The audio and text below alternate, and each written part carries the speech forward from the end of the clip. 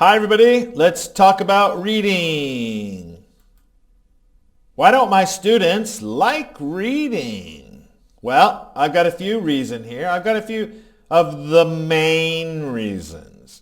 Number one, they can't decode. So this is a really basic problem. If your students have it, it means they can't see that cat means cat. That's a big problem, right? They don't know enough vocabulary. Another big problem. If you're reading a text and you are having more than 3 words per line that you don't understand, that text becomes very challenging and probably not fun.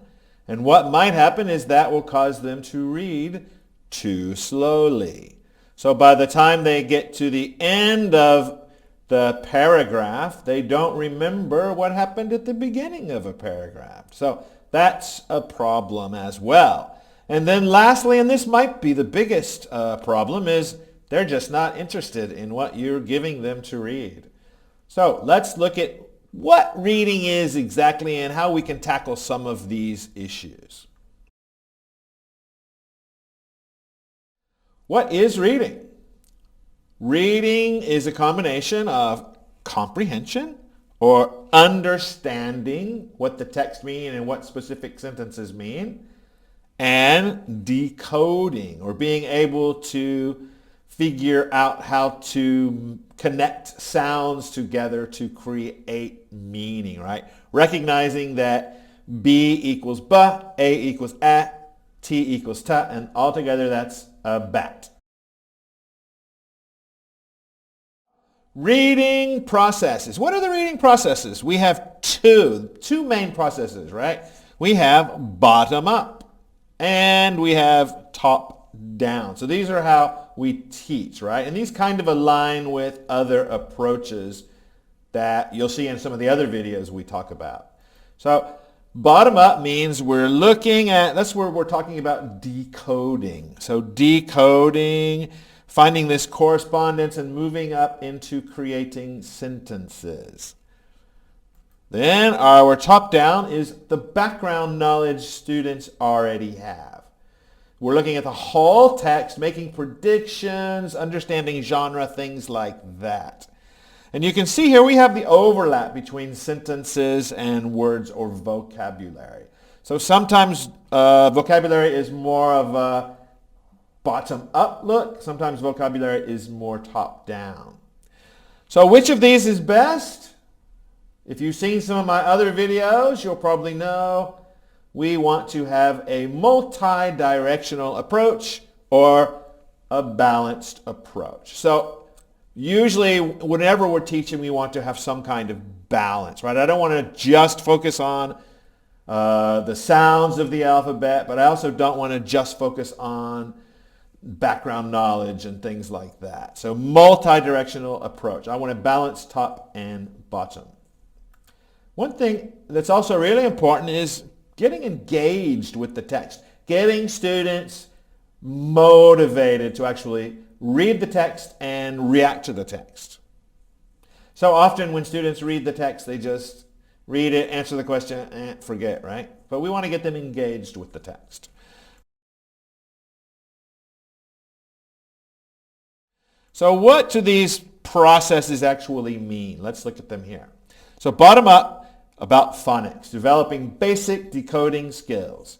Fluency, getting up our speed, getting students to feel more confident when they are reading.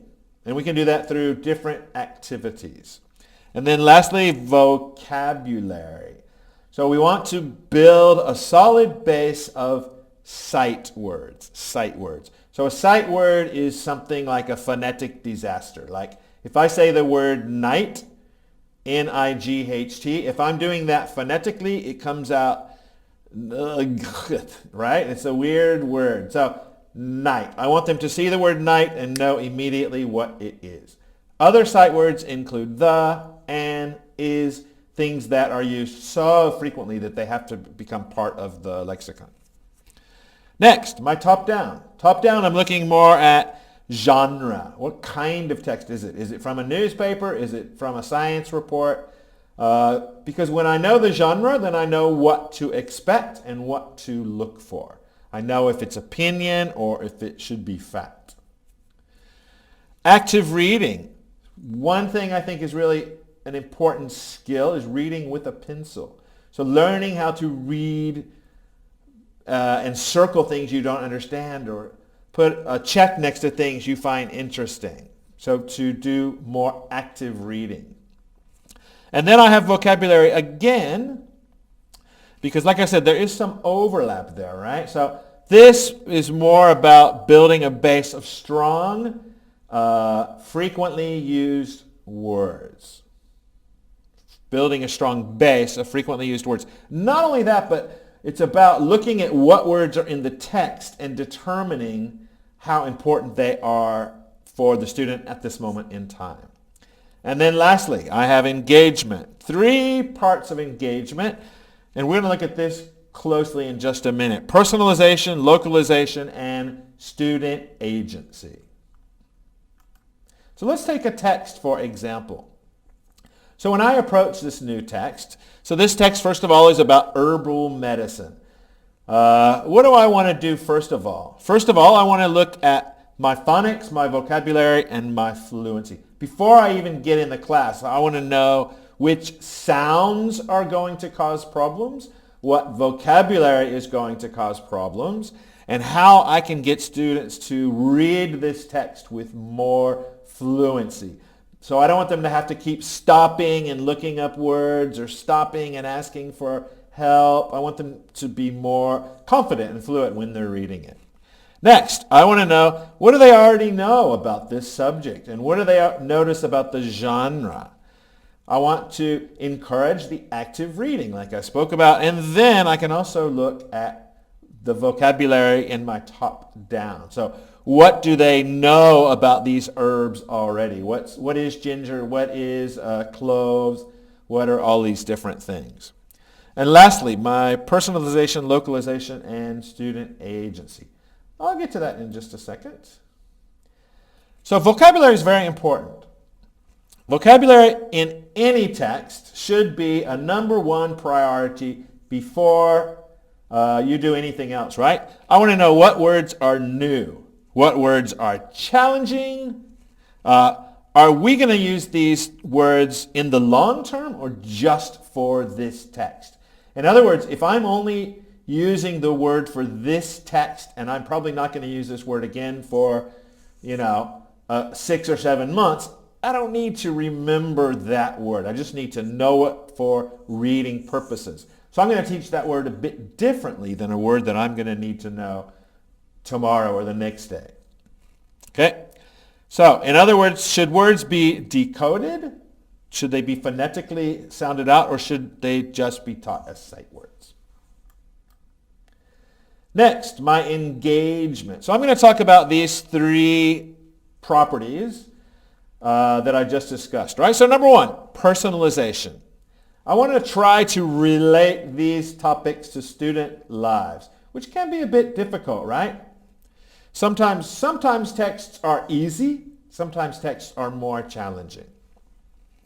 I want to get my students to share their ideas, their opinions, their personal experiences. And then I want them to express themselves in a variety of ways. And we'll get to student agency to talk about what these ways might be, right? So let's look at some examples. So I have my home remedies here, my herbal medicines.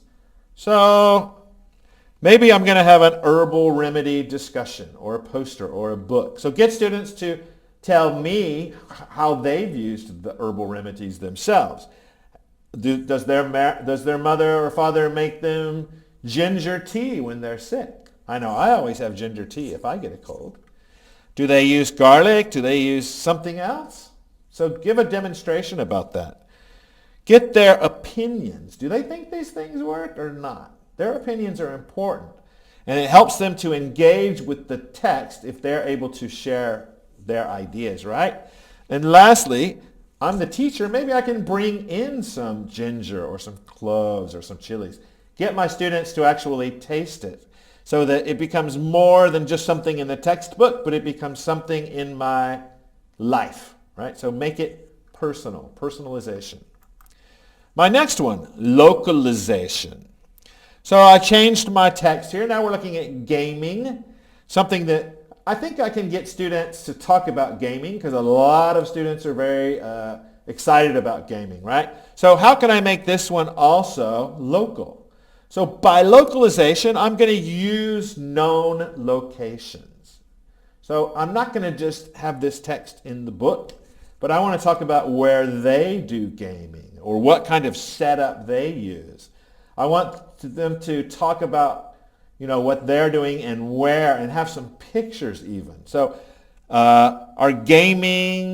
you have the same kind of gaming setup in Thailand as you do in Korea? And you can even bring in some pictures from the neighborhood. So what can I do? I can have pictures of places where students play games or where they go to have fun.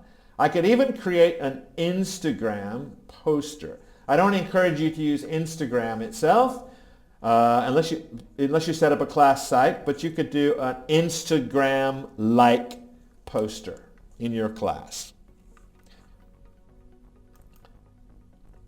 Lastly, I want to talk about student agency, and this is the most difficult one. Student agency means students have more choice about what they're going to read, how they're going to study, who they're going to work with, and what they want to produce. So this one can be pretty challenging for teachers, pretty challenging for me as well. So what can I do? I can offer choices of what to read sometimes. I can offer choices of what to do with the reading. So group A, you write a song. Group B, you do a poster. Group C, what did I put here? You do a debate. We have different opportunities to express themselves.